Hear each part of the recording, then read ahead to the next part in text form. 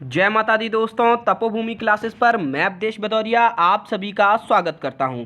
दोस्तों, MP police constable exam चल रहे हैं। आज है 22 जनवरी और 22 जनवरी की पहली शिफ्ट के जीएस और विज्ञान के प्रश्न दोस्तों हमें मिल गए हैं। जीएस के हूबहू 19 प्रश्न हमको मिल गए हैं और विज्ञान के 8 प्रश्न हमको मिल गए हैं, यानी कि जीएस लगभग 100% हमको मिल गई है और विज्ञान लगभग 50% प्रश्न हमको हूबहू मिल गए हैं। तो आज इन सभी प्रश्नों को डिस्कस करेंगे। साथ ही साथ आप में से कईयों लोगों के मुझे मैसेज आते रहते हैं कि सर जीएस के लिए क्या स्ट्रेटजी होनी चाहिए, कैसे पढ़ें। तो मैं उनको एक ही जवाब देता हूं कि आप डेली एनालिसिस के बेस पर अपनी पढ़ाई जारी करिए। अब आप सोचो कि बिल्कुल हम डिटेल में पढ़ने लग जाएं, तो वो संभव नहीं है। डेली एनालिसिस के बेस पे पढ़िए। आज मैं हर एक सवाल के साथ आपको ये भी समझाऊंगा कि किस तरीके से ये सवाल महत्वपूर्ण है और इस सवाल से रिलेटेड और क्या क्या सवाल पूछे जा सकते हैं।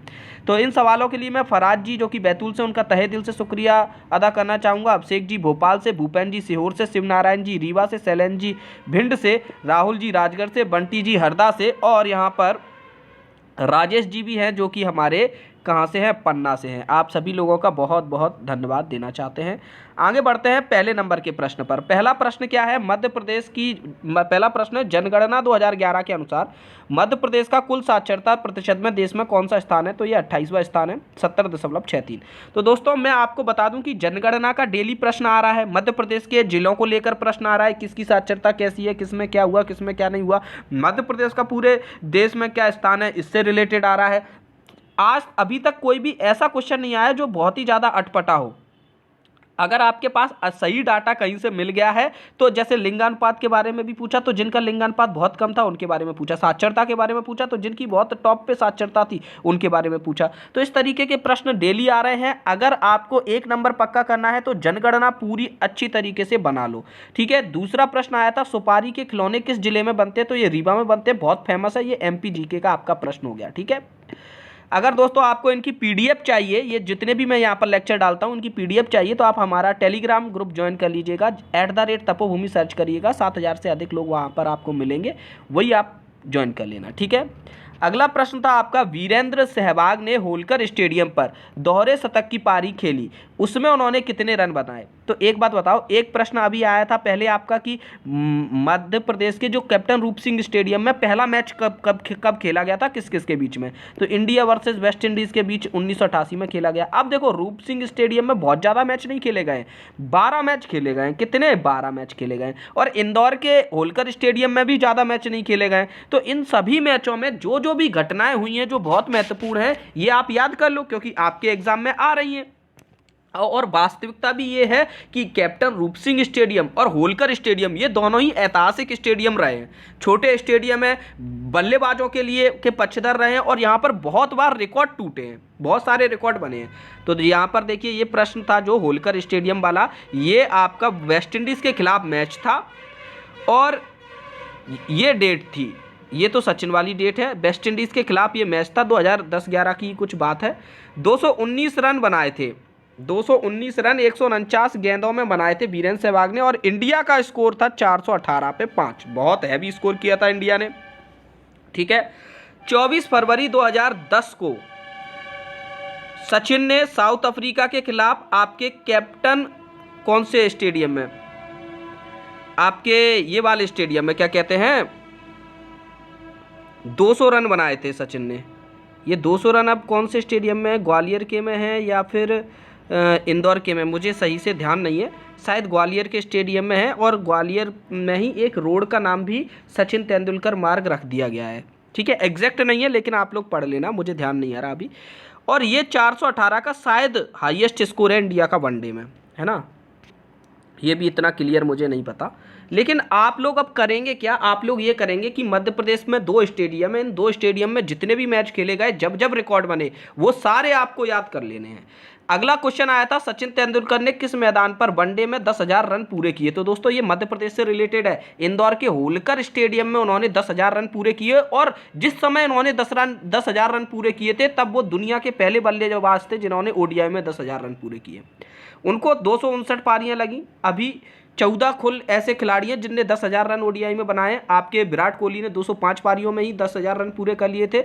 ये बात जो थी वो 31 मार्च 2001 की थी। ऑस्ट्रेलिया के खिलाफ मैच था। 18वें ओवर में उन्होंने 10,000वां रन दौड़ा था। सैन ओवर करा रहे थे।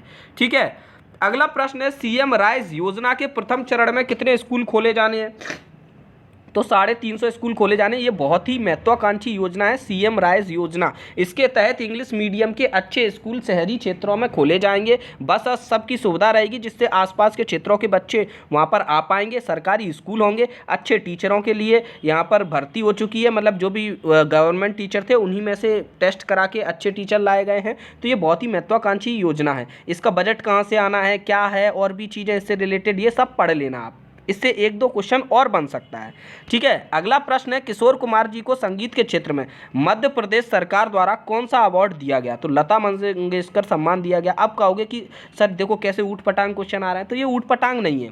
अब किशोर कुमार जी जो हैं ये मध्य प्रदेश की हस्ती हैं, और मध्य प्रदेश की जितनी भी हस्तियां हैं उन सब के बारे में आपको डिटेल में मालूम होना चाहिए। कम से कम उनके बारे में 5-6 लाइनें तो पढ़ने ही चाहिए आपको। तो किशोर कुमार जी के बारे में जब आप 5-6 लाइन पढ़ोगे तो आपको तुरंत पता चल जाएगा कि उनको ये वाला पुरस्कार दिया गया था। तो इतना तो कर ही सकते हैं, प्रेडिक्टेबल क्वेश्चन है। ठीक है, मध्य प्रदेश के जितने भी लोग हैं, महान हस्तियां, जो खेल खिलाड़ी, ये सारी आपको मालूम होनी चाहिए। आगे बढ़ते हैं, उसके पहले मैं बता दूं कि आप हमारे व्हाट्सअप प्रोग्राम से जुड़ सकते हैं। भविष्य के किसी भी एग्जाम की तैयारी कर रहे हैं तो ये हमारा व्हाट्सअप नंबर है 8839449109। वहाँ पर आप अपना नाम, शहर का नाम और एग्ज़ाम लिखकर भेज दीजिएगा, हम वहाँ पर आपको ऐड कर लेंगे। मध्य प्रदेश में प्रथम राज्यपाल कौन थे? तो सीतारमैया जी प्रथम राज्यपाल थे।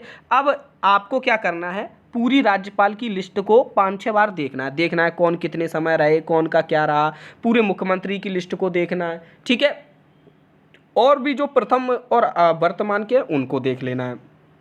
अगला प्रश्न दोस्तों आया 8वें नंबर का प्रश्न, हिरोशिमा नागासाकी में परमाणु बम किस देश ने गिराया? तो ये तो सरल क्वेश्चन था, अमेरिका ने गिराया। अब ये क्वेश्चन कैसे आया, आप खुद सोचो। अभी तक प्रश्न कैसे आए थे कि प्रथम विश्व युद्ध कब शुरू हुआ, द्वितीय विश्व युद्ध कब हुआ? ठीक है, इस तरीके के प्रश्न आए, यानी कि वर्ल्ड वॉर को लेकर प्रश्न आए, और ये घटना भी वर्ल्ड वॉर की सबसे महत्वपूर्ण घटना है, सबसे महत्वपूर्ण। ठीक है, तो अब आपको क्या है, वर्ल्ड वॉर की और भी जो महत्वपूर्ण घटनाएं थी, किन किन देशों के बीच में हुआ था, कौन कौन से अलायंस थे, ये सब पढ़ लेना चाहिए कि नहीं? ये सब पढ़ लेना आप। ठीक है, अब मैं आपको बता दूं कि 6 अगस्त 1945 के दिन हिरोशिमा पे डाला गया बम, और 9 अगस्त 1945 के दिन नागासाकी पे डाला गया बम। अब ये जो हिरोशिमा वाला बम है इसका नाम था लिटिल बॉय, और ये जो 9 अगस्त को डाला गया था इसका नाम था फैट मैन। ये क्या जापान के लोगों ने ही नाम रख दिए थे। क्यों रख दिए? ये लिटिल बॉय किसके नाम पे रख दिया? उस समय आपके अमेरिका के राष्ट्रपति थे फ्रैंकलिन डिसेनो रूजवेल्ट, तो इनके नाम पर लिटिल बॉय, क्योंकि ये लिटिल बॉय जैसे लगते थे कि वो लिटिल बॉय ने डाल दिया बम उसको, तो उसी के नाम पे डाल दिया कि वो लिटिल बॉय था ना साला, उसने बम डाल दिया तो उसको लिटिल बॉय।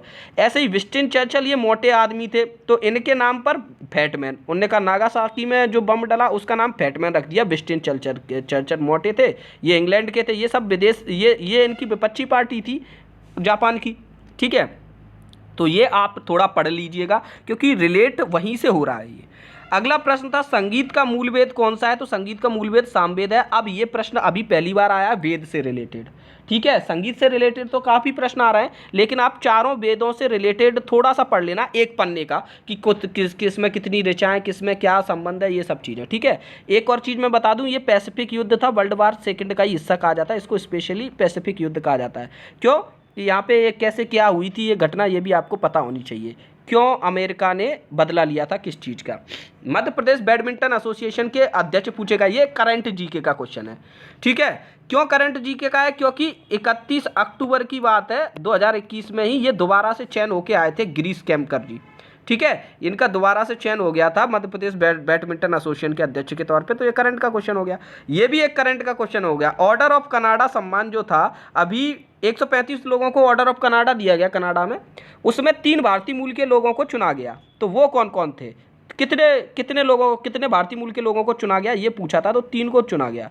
ये करंट का क्वेश्चन मान सकते हैं। डॉक्टर वेंकुटम अय्यर लक्ष्मण, ये वैज्ञानिक हैं। नवजीत सिंह ढिल्लो, जिनको बॉबी ढिल्लो के नाम से जाना जाता है, ये रियल एस्टेट के बड़े कारोबारी हैं वहाँ पर। डॉक्टर प्रदीप मर्जेंट, ये बाल रोग विशेषज्ञ हैं जाने माने। अगला प्रश्न है मिताबली मुरैना का 64 योगिनी का मंदिर किसने बनवाया? अब आप कहो कि बहुत कठिन क्वेश्चन आ रहे हैं, कि कुछ भी क्वेश्चन पूछे जा रहे हैं, बताओ मुरैना के किसी गांव का मंदिर, तो ये गांव का मंदिर नहीं है, ये आपका बहुत ही प्रसिद्ध मंदिर है। क्यों? क्योंकि इसका जो नक्शा है ना, इसका नक्शा कुछ इस तरीके का ऐसा गोल आकार में बना हुआ है, इसलिए माना जाता है कि भारत का जो संसद भवन है इसी की नकल है, इसी को देखकर बनाया गया, इसी की शैली पर बना है। और पता है यहाँ इतने सारे भूकंप आ चुके हैं, इसको कुछ नुकसान नहीं हुआ, इसलिए और ये ज़्यादा फेमस है। इसको 1323 में कच्छप राजा देवपाल जी ने बनवाया था। ठीक है, तो ये महत्वपूर्ण है ना, ये तो आपको याद होना चाहिए। 13वां प्रश्न क्या है? ओलंपिक, आधुनिक ओलंपिक की शुरुआत कहाँ से हुई? तो आधुनिक ओलंपिक की एथेंस 1896 में हुई। अब देखो ओलंपिक से रिलेटेड इतने क्वेश्चन पूछे जा चुके हैं, ओलंपिक के बारे में आपको सब कुछ पता होना चाहिए। ये मैं पहले भी बता चुका हूँ कि 1896 से शुरुआत हुई थी। भारत ने कब हिस्सा लिया, भारत का पहला पदक क्या था, फिर ये सब चीज़ें। ठीक है, पुराने ओलंपिक कहाँ हुआ करते थे उनके बारे में भी जानकारी होनी चाहिए। IMF की स्थापना, डेली एक क्वेश्चन आपका आ रहा है कि नहीं? इंटरनेशनल जितने भी चीज़ें हैं, UN से रिलेटेड, UN की जितनी भी बॉडीज़ हैं, उन सब की स्थापना कहाँ हुई, किस सन में हुई, क्या उनके काम है, उनसे रिलेटेड क्वेश्चन आ रहा है। तो आप उन सबको नोट्स आपके पास पहले से रखें तो अच्छी बात है, नहीं तो फिर आप उनको यूट्यूब पर या फिर आप गूगल पर सर्च करके उनको बनाइए और निकालिए। 1944 में ब्रिटन वुड्स, न्यू हैम्पशायर में इसका स्थापना हुई थी। ठीक है, अब आप मेरे से मत बोलने लगना कि सर आप ही करा दो। अगर हम यहाँ कराएंगे फिर गणित कौन कराएगा, रीजनिंग कौन कराएगा? अभी कल हमने आपको किससे से घन से संबंधित एक वीडियो बनाया, क्यूब। अब वो क्वेश्चन आपको जिस तरीके के व्यापम ने क्वेश्चन पूछे हैं वैसे कभी किसी एग्जाम में नहीं पूछे गए। ठीक है, अब वो क्वेश्चन हमने डिकोड किया, फिर उसको बनाया, टाइम तो लगता ही है। और आज वहाँ से 3 क्वेश्चन आए हैं, डेली आ रहे थे। ठीक है, लेकिन मैं यहाँ पर 1-2 शिफ्ट लेट उसको थोड़ा डिकोड कर पाया, लेकिन फिर भी आपको यूट्यूब पे अभी तक आपने घन कईयों जगह पढ़ा होगा, लेकिन उस टाइप का सवाल आपको कहीं पर भी नहीं मिलेगा। ठीक है, तो उसको जरूर देख लेना, वहाँ से 3 क्वेश्चन आ रहे हैं घन की कटान को लेकर। 13 अप्रैल 1919 को जलियांवाला बाग में सैफुद्दीन किचलू एवं एक और नेता थे, उनकी गिरफ्तारी के विरोध में सभा रखी गई थी। वैसे तो रॉलेट एक्ट और इन दो लोगों की गिरफ्तारी हो गई थी, ये तत्कालीन मुद्दा था। उसके विरोध में सभा रखी गई थी, जहाँ पर ब्रिगेडियर जनरल रेजिनॉल्ड डायर ने आकर अपने 90 सैनिकों के साथ और वहाँ पर फायरिंग चालू करा दी, जिसमें हजारों लोग मारे गए। तो वो नेता जो थे वो थे सत्यपाल। ठीक है, अब ये पढ़ लिया, तो उधम सिंह के बारे में भी पढ़ लेना। अब मैं आपको बताऊं ये क्वेश्चन आया कहाँ से है। आप देख रहे हो कि भारतीय स्वतंत्रता संग्राम से डेली प्रश्न आ रहा है, गांधी जी को लेकर प्रश्न आ रहा है, और दूसरा प्रश्न आपका क्रांतिकारी गतिविधियों को लेकर आ रहा है। तो ये एक तरीके से उसी घटनाओं में से ये महत्वपूर्ण घटना है, बहुत ही महत्वपूर्ण है, तो इसके बारे में आपको डिटेल पता होनी चाहिए थी, तो उसी से क्वेश्चन है। तो ये भी रिलेटेबल क्वेश्चन है कि जो पिछली शिफ्ट में जैसा पूछा गया उसी से रिलेटेड। तो अभी भी आप क्या कर सकते हो, ये कर सकते हो कि जितने भी ये ऐसी महत्वपूर्ण घटनाएं जो भारतीय स्वतंत्रता आंदोलन को लेकर, क्रांतिकारी आंदोलन को लेकर, उनको आप जरूर करिए। कांग्रेस के जो प्रमुख अधिवेशन है उनको पढ़िए कि हाँ 1916 का अधिवेशन बहुत महत्वपूर्ण था, फिर और जो अधिवेशन महत्वपूर्ण थे उनका कौन अध्यक्ष था, क्या हुआ, ये सब चीज़ें। होला मोहल्ला त्यौहार किस राज्य में मनाया जाता है? ये पंजाब में मनाया जाता है। उत्सवों को लेकर प्रश्न आपके आ ही रहे हैं। एक प्रश्न था, किस जनजाति में गांव के प्रमुख को मुखिया कहा जाता है? तो ये मुझे गूगल पे नहीं मिल पाया, लेकिन जब आप जनजाति चैप्टर, तो देखो मध्य प्रदेश की जनजातियाँ महत्वपूर्ण हैं, क्योंकि मध्य प्रदेश जनजाति बहुल राज्य है, तो आप जनजातियों के बारे में डिटेलिंग से पढ़ेंगे। ठीक है, किस मिट्टी को रेगुर मिट्टी कहा जाता है? रिपीट हुआ है ये क्वेश्चन। काली मिट्टी को रेगुर मिट्टी कहा जाता है, उसमें जो टिटनी फेरस मैग्नाइट होता है उसकी वजह से इसका ये रंग होता है। 19वां प्रश्न है, मध्य प्रदेश 2021 का कुल बजट कितना था 2021-22 का? तो दोस्तों देखो बजट पे डेली क्वेश्चन आ रहा था, आज सिंपल क्वेश्चन आ गया। अभी तक तो बजट के अंदर के खर्चों पर क्वेश्चन आ रहा था, तो ये बजट जो था हमारा 2021-22 का, सबसे पहले तो ये महत्वपूर्ण है कि ये प्रदेश का पहला बजट था। इसको टैबलेट पर पढ़ के बताया था जगदीश देवड़ा जी ने। 2,41,375 करोड़ का कुल बजट था हमारा। ठीक है, तो बजट पूरा पढ़ लो, बजट से के अंदर से क्वेश्चन आएंगे आपके। अब आते हैं हम विज्ञान के प्रश्नों पर।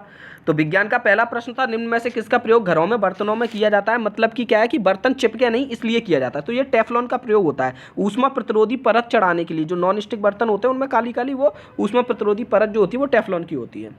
अगला प्रश्न था, मूत्र शरीर के किस हिस्से से बाहर निकलता है? तो मूत्र मार्ग से बाहर निकलता है। दर्पण प्रतिबिंब की दो शर्तें पूछी गई थी कि पार्श्वीय परावर्तन, मतलब कुछ दो शर्तें थी, कैसी थी? तो मैं आपको दर्पण प्रतिबिंब की दो शर्तें बता दें। एक तो पार्श्वीय परावर्तन होता है, यानी कि जो यहाँ लेफ्ट में जो वो इस तरफ दिखाई देगा, ये देखो तिरछा हाथ है यहाँ पे, और यहाँ पर ये तिरछा हाथ यहाँ पे दिखाई देगा, ठीक है, इस तरफ। और समान दूरी होती है, ये दर्पण से जितनी दूरी पे प्रतिबिंब भी उतनी दूरी पे बनेगा, ठीक। अगला प्रश्न था, निम्न में से कौन सा रोग जीवाणु से होता है? तो इस तरीके के प्रश्न आ ही रहे हैं, सिंपल है। ब्लैक वाटर से रिलेटेड एक क्वेश्चन था। ब्लैक वाटर आप सबको पता है, विराट कोहली पीते हैं, 4000 रुपये पर लीटर का पानी आता है उनका, ठीक है। नेचुरल ये है क्या ब्लैक वाटर? एक्चुअली में ये काला रंग का होता है। क्यों होता है? क्योंकि इसमें प्राकृतिक मिनरल्स होते हैं जिनकी वजह से ये काला हो जाता है। इसमें नेचुरल एल्कलाइन वाटर भी इसको कहा जाता है। इससे रिलेटेड कोई क्वेश्चन आया था आपका। किसी वस्तु पर लगाया गया बल किस यंत्र से नापते हैं? तो अलग अलग बहुत सारे यंत्र होते हैं जिनसे माप सकते हैं। कमानी से माप सकते हैं कि भाई कमानी से चेक कर लिया कि किसी वस्तु पर कितना बल लग रहा है, दूसरी तरफ से बैलेंसिंग करके। अब एक क्वेश्चन आपका ऐसा आया था, एक नहीं दो क्वेश्चन था, 7वें नंबर का क्वेश्चन ये रहा, 8वें नंबर का क्वेश्चन ये रहा कि ये चित्र दिया था ये किस जगत से संबंधित है, और ये चित्र दिया था ये किस जगत से संबंधित है। शायद यही चित्र थे एग्जैक्ट, मुझे एक बच्चे से कंफर्म किया था तो उन्होंने तो बता दिए, बाकी और लोग भी हमें बता सकते हैं कंफर्म करके कि क्या यही पिक्चर थे दोनों, ठीक है। तो दो चित्र वाले सवाल आए थे।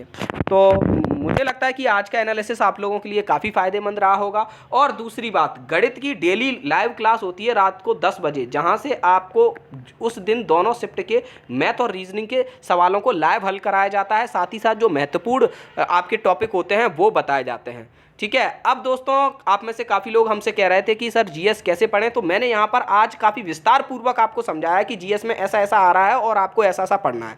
तो अब आप मुझसे इस विषय में मत पूछिएगा, ठीक है। आप खुद से अपने टॉपिक और खुद से अपने नोट्स जीएस के बनाइएगा। धन्यवाद। जय माता दी।